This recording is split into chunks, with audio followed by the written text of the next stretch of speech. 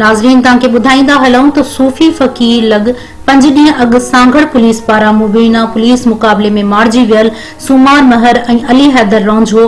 Report Syed Abdul रहमान शाह जे मुताबिक़ 5 ॾींहं अॻु सांगड़ पुलिस पारां मुबीना मुक़ाबले में मारिजी वियल आतना मोरी रहवासी सुमार महर ऐं खिपरोवासी अली हैदर रौंझो सांगड़ पुलिस जे जड़तो मुक़ाबले ख़िलाफ़ शहर जे मुख्य चौक खां रैली कढी राजा रस्ती प्रेस क्लब अॻियां एहतजाजी मुज़ाहिरो कयो वियो।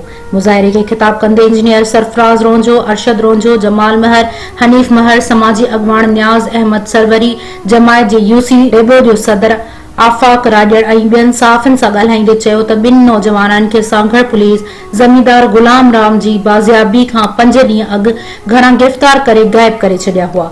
बाज़ियाबीअ जे ॿिए ॾींहुं सुमार महर ऐं अली हैदर रौंझो खे जुड़तो मुक़ाबलो ॼाणाए क़त्ल कयो वियो। हिननि चयो त सांगड़ पुलिस वॾो ज़ुल्म कयो आहे।